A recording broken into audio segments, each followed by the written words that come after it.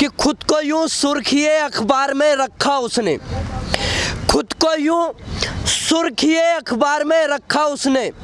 और जो हम युवा थे उन्हें छोले भटूरे बेचने बाजार में रखा उसने।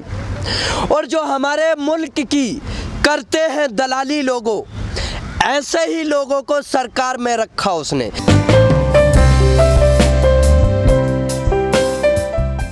आपने देखा होगा कि 170 दिन के अंदर जब से यहाँ पर किसान बैठा है तो किसान पूरी तरीके से अपने एक स्टैंड पे खड़ा हुआ है। सरकार ने बीच में प्रस्ताव भी किया कि उसमें जो है एक्सचेंज करा लो, कुछ जो है संशोधन करा लो, लेकिन उस चीज़ को किसान ने नहीं माना। किसान का यही स्टैंड था कि बिल वापसी तब घर वापसी। जब से 170 दिन के दौरान जो है आपने देखा होगा कि सरकार जगह जगह किसान को डरा रही है, कहीं भी लाठी चार्ज करा देती है, आंसू गैस के गोले दगवाती है, लेकिन उससे भी किसान डरने वाला नहीं है। आपने देखा होगा हिसार के अंदर अभी भी घटना हुई, आप देख रहे होंगे कितने सारे लोगों पर, लगभग 200-250 लोगों पर जो है हमला कराया, घायल हुए। वहाँ पर 80-90 लोग, 89 लोग जो है अंदर कर दिए थे, अरेस्ट कर दिए थे। लेकिन हिसार की घटना में एक चीज़ समझ में नहीं आ रही, जब लॉकडाउन का समय चल रहा है और वहाँ पर जो आप हॉस्पिटल की ओपनिंग के लिए जा रहे हैं, आप ही पहले कानून बनाते हैं, आप ही कहते हैं, सरकार ये कहती है कि भाई लॉकडाउन चल रहा है, घर के अंदर रहो और 2 गज की दूरी बनाकर रखो, लेकिन उसमें सोशल डिस्टेंसिंग कहाँ रह जाएगी अगर आप उद्घाटन के लिए जाएंगे। 1000 से 1500 लोग आपके लिए तैयार होंगे, वहाँ पर मुख्यमंत्री हैं आप, और जब वहाँ की जनता आपको एक्सेप्ट ही नहीं कर रही, 1-2 बार पीछे भी विरोध किया है, तो आप मुख्यमंत्री किस चीज़ के, मतलब वहाँ पर किस लिए उद्घाटन के लिए जा रहे हैं आप? क्योंकि पहले भी विरोध हो चुका है। अगर आप हॉस्पिटल का उद्घाटन करने जाते हैं, लेकिन जो लोग मर रहे होते हैं, ऑक्सीजन की अगर आवश्यकता होती है, उसके लिए आप घर से नहीं निकलते, केवल फोटो खिंचाने आप जाएंगे। बीजेपी का क्या यही काम रह गया है?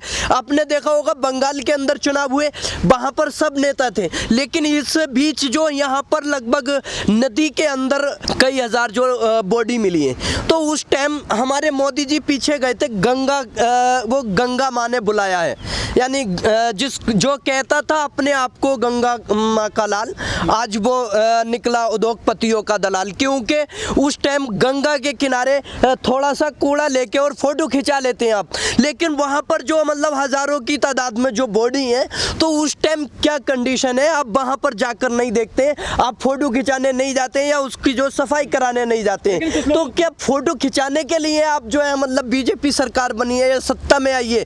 बंगाल के अंदर चुनाव हुए, वहाँ पर पूरी तरह से रैलियां की, सारे मंत्रिमंडल को लगा दिया, लेकिन जब यही चीज जनता को रियलिटी पे, मतलब यह है कि जमीनी स्तर पे जरूरत थी, तो सब बिलों में भरे पड़े थे, ताली बजाओ थाली बजाओ, कोई इसका सॉल्यूशन ही नहीं। एक साल के अंदर आप हॉस्पिटल बना सकते थे, ऑक्सीजन जो है मतलब यहाँ पर मुहैया करा सकते थे, आपके पास जो फंड था, लेकिन आप विस्टा प्रोजेक्ट में लगे हुए, टीका सारा विदेश में भेज दिया। आपने देखा होगा दिल्ली के अंदर जगह जगह जो लोगों ने, जैसे कि अगर मैंने ही पोस्टर लगवा दिया कि मोदी जी हमारे बच्चों की वैक्सीन विदेश क्यों भेज दी, क्यों भेज दिया आपने, क्यों व्यापार किया बाहर से, तो उनको जो है जेल में करा दिया इन्होंने। तो जो अगर सच्चाई के लिए आपने देखा होगा क्या है कि कोरोना से ज़्यादा घातक तो इंसान हो चुका है साहब। जो 900 रुपए का इंजेक्शन 35,000 में बेच रहा है, वो भी तो इंसानी है ना। हजारों का बिल लाखों की उसमें दे रहा है, वो भी तो इंसानी है ना। हॉस्पिटलों के अंदर देखा होगा आपने 4-4, 5-5 लाख में बिल जो है मतलब बना के दे देते हैं। तो ये चीज़ चल रही है। जो गैस का सिलेंडर 300 रुपए का आता था, वो 40,000 में लोग बेच रहे हैं, वो भी इंसानी है ना। लेकिन तो ये जो चीज़ है, इंसानियत इन्होंने जो है बेच के रख दी है। क्योंकि आप देखिए इस टाइम जो है जो विस्टा प्रोजेक्ट में लगे हुए हैं, लेकिन यहाँ पर जो है लाखों की, लगभग 2,78,000 की जो है लगभग आज डेथ हो चुकी है इसमें संक्रमित होकर।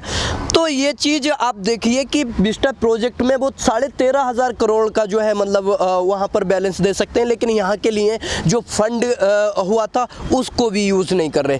क्या किया इन्होंने 1 साल के अंदर? ये हज़ारों हॉस्पिटल हर एक स्टेट में तैयार कर सकते देते हज़ारों की तादाद में, अगर आज हॉस्पिटल तैयार करा देते तो ये लोग जो जनता जो हमारे बीच थे, हमारे परिवार के सदस्य जो हमसे दूर हुए, एक भारत पूरा परिवार है और इसमें जो भी लोग अगर कहीं भी किसी भी प्रॉब्लम में है तो वो हमारे परिवार के ही हैं। तो वो जो हमारा परिवार आज दूर हुआ है तो वो हमसे हो सकता नहीं होता अगर हॉस्पिटल की सुविधा होती, वेंटिलेटर की होती, ऑक्सीजन की होती, लेकिन इस चीज़ में पूरी तरह से फेल है। और आप जो है खट्टर साहब जो वहाँ पे ओपनिंग करने चले जाते हैं, अगर उस हॉस्पिटल की ओपनिंग ना करके, वो ओपनिंग के लिए नहीं टाल करके, और वो उसमें जो कहते भाई और डॉक्टर कोई जो है मतलब वहाँ पे जो फीता काटने की अनुमति दे देते और कहते कि जल्दी से पहले इलाज कराओ। पहले जनता है, मेरा फ़ोटो खिंचवाना क्या है, मैं फ़ोटो खिंचवा के दुनिया को दिखाना चाहता हूँ, लेकिन जो दुनिया जो उसके लिए अब इलाज की आवश्यकता है तो उसको मुहैया कराओ ना।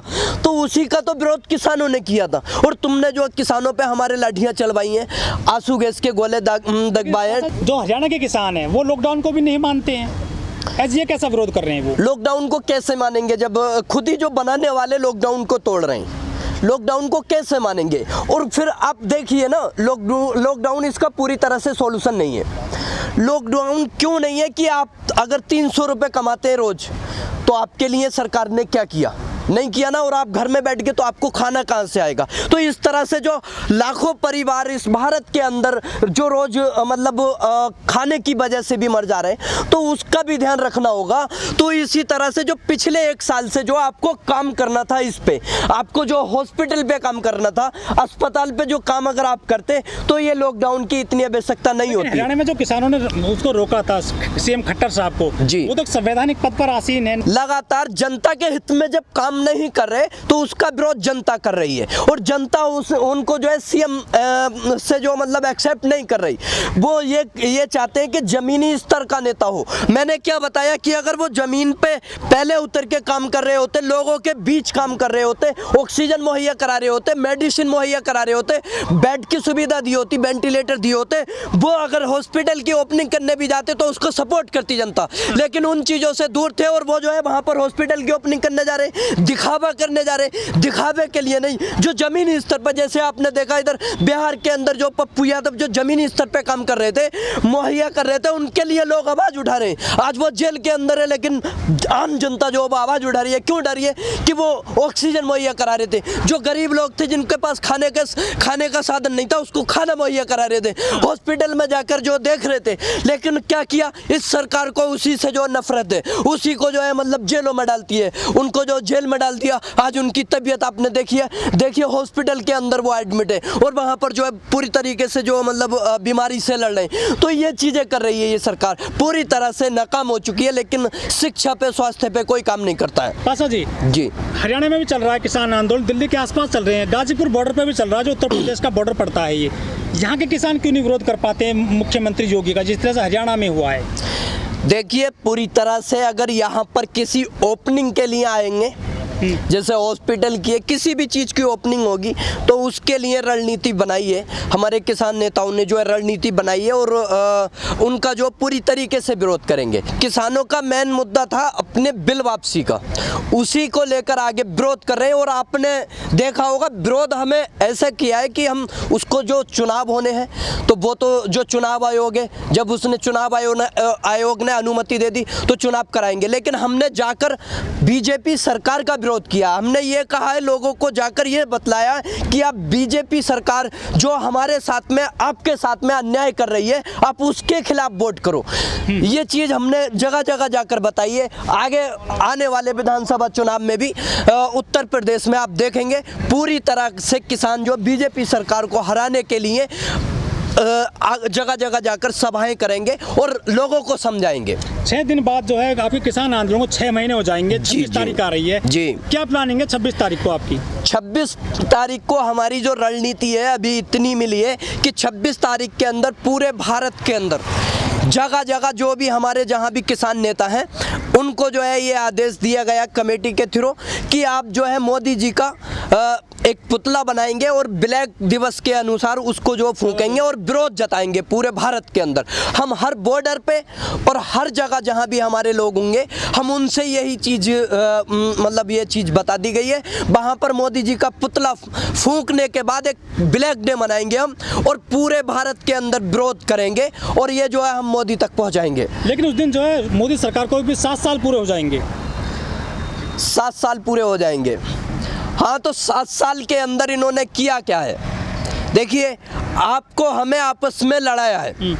शिक्षा पे कोई काम नहीं किया, स्वास्थ्य पे कोई काम नहीं किया, जो युवाओं के लिए जो जॉब देनी थी उस पे कोई काम नहीं किया। ये जो सरकार है इन्होंने केवल अपने आप को शोबाजी, आप जैसे कि उद्घाटन के लिए जा रहे थे, ये सुर्खियों में रहे, मीडिया में ज़्यादातर रहे और युवाओं का अगर अभी जिक्र आया था तो युवाओं के लिए बता दिया कि छोले भटूरे बेचना भी रोजगार है।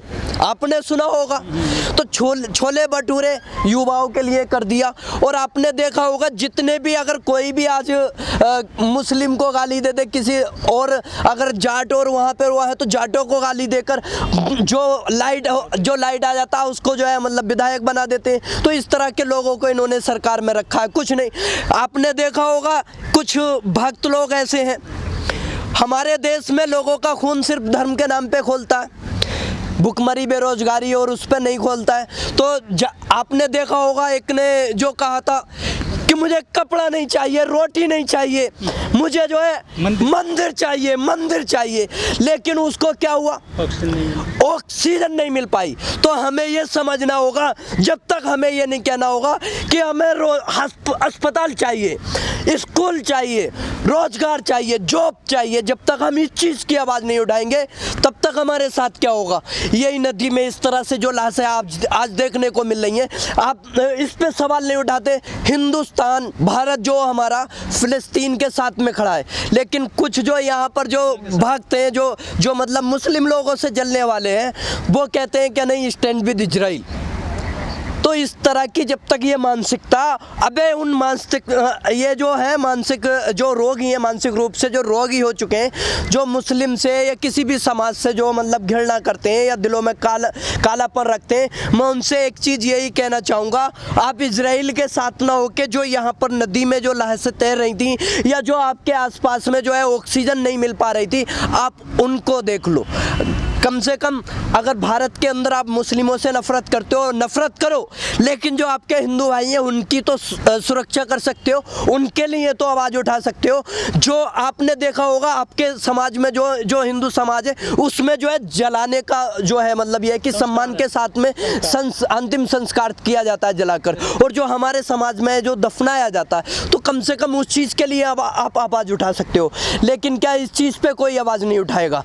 तो ये चीज़ें जो हैं इनको भूलना पड़ेगा। जब तक हम भाईचारे के लिए आवाज़ नहीं उठाएंगे, मेल मोहब्बत के लिए आवाज़ नहीं उठाएंगे, तब तक हमारा समाज जो है नहीं बदल सकता।